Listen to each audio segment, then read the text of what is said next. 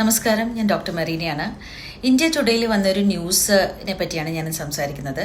Super bugs could kill over 39 million people by 2050 എന്ന് ലാൻസെറ്റിൻ്റെ സ്റ്റഡിയാണ് ഈ പറയുന്നത്. എന്ന് പറഞ്ഞാൽ 2025 മുതൽ 2050 വരെ 39 മില്യൺ ഡെത്ത്സ് സംഭവിക്കാൻ ചാൻസസ് ഉണ്ട്. അതിൻ്റെ കാരണമായിട്ട് പറയുന്നത് ആൻറ്റി മൈക്രോബിയൽ റെസിസ്റ്റൻസ് സൂപ്പർ ബഗ്സുമാണ്. എന്താണിത്? നമ്മൾ ആൻറ്റിബയോട്ടിക് എന്ന് പറയുന്ന മരുന്ന് വളരെയധികം മിസ്യൂസ് ചെയ്യപ്പെടുന്ന ഒരു ഡ്രഗാണ്. ഇപ്പോൾ ഒരു ഡോക്ടറെ അടുത്ത് പോയി ചെന്ന് കഴിഞ്ഞാൽ അവിടെ ഒരു 5 ദിവസത്തേക്ക് മരുന്ന് എഴുതി കൊടുക്കും. മിക്കവാറും കാണുന്നത് ആ പനി ഒന്ന് ചെറുതായിട്ട് വിട്ട് കഴിഞ്ഞാൽ അല്ലെങ്കിൽ ആ ഒരു ഇൻഫെക്ഷൻ കുറഞ്ഞു കഴിഞ്ഞാൽ ഈ കോഴ്സ് പോലും ആൾക്കാർ കംപ്ലീറ്റ് ചെയ്യാറില്ല.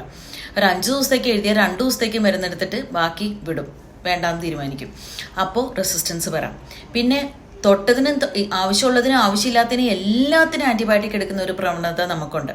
അതും ആൻറ്റിബയോട്ടിക് റെസിസ്റ്റൻസ് ഉണ്ടാക്കാം. പിന്നെ നമ്മുടെ പച്ചക്കറിയിൽ പെസ്റ്റിസൈഡായിട്ട് എന്നാലും ഞാൻ കണ്ടു, ഒരു കുക്കുംബറിനകത്ത് മനുഷ്യർക്ക് ഇഞ്ചക്ഷൻ കൊടുക്കുന്ന പോലെ ജെൻറ്റാമൈസിൻ ഇഞ്ചെക്ട് ചെയ്യുന്നത് കണ്ടു, പെസ്റ്റിസൈഡായിട്ട് യൂസ് ചെയ്യുന്നു.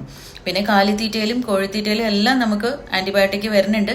അപ്പോൾ എന്താ പറ്റുന്നതെന്ന് പറഞ്ഞാൽ, ഒരു ലൈഫ് ത്രെട്ടനിങ് ഇൻഫെക്ഷൻ വരുമ്പോൾ ഞങ്ങൾ ICUയിലോ അങ്ങനെയുള്ള ആ ഒരു വല്ലാത്ത ഒരു സീരിയസ് സ്റ്റേജിൽ ഈ ആൻറ്റിബയോട്ടിക്സ് കൊടുക്കുമ്പോൾ അതൊന്നും ഏക്കാതെ വരും. അപ്പോൾ സൂപ്പർ ബഗ് എന്ന് പറഞ്ഞാൽ ബാക്ടീരിയ, ഫംഗസ്, വൈറസ് ഏതും ആവാം, which does not respond to antibiotics.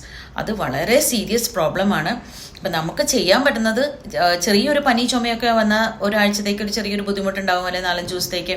അത് നമ്മളുടെ ഇമ്മ്യൂണിറ്റി, നമ്മളുടെ ദേഹത്തെ പ്രതിരോധ ശക്തി കൊണ്ട് തന്നെ നമുക്ക് നേരിടാൻ പറ്റും. അപ്പോൾ അങ്ങനെയുള്ള സിറ്റുവേഷനിൽ ആൻറ്റിബയോട്ടിക് എടുക്കാതിരിക്കുക.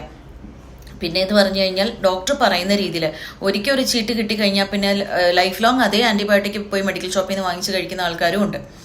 അപ്പോൾ അതും ഇങ്ങനെയുള്ള പ്രവണതകളൊക്കെ അവോയ്ഡ് ചെയ്യുക. നമ്മളുടെ സമൂഹത്തിൻ്റെയും, ബിക്കോസ് ഇപ്പോൾ ഈയിടെ വരുന്നത് MRSA എന്ന് പറഞ്ഞ് മെത്തിസിലിൻ റെസിസ്റ്റൻറ്റ് സ്റ്റാഫ് ഓറിയസ് എന്ന് പറയുന്നത് കമ്മ്യൂണിറ്റി വഴി സ്പ്രെഡ് ചെയ്യുന്നുണ്ട്. ഒത്തിരി പേരെ ചെക്ക് ചെയ്ത് നോക്കുമ്പോഴാണ്, നമ്മൾ ഒരു സർജറിക്ക് കയറ്റുന്നതിന് നമ്മൾ ചെക്ക് ചെയ്ത് നോക്കുമ്പോൾ ഒത്തിരി പേര് ഇത് പോസിറ്റീവാണ്. അപ്പോൾ അങ്ങനെയുള്ള സിറ്റുവേഷൻസ് നമ്മൾ വളരെ കെയർഫുൾ ആയിരിക്കണം.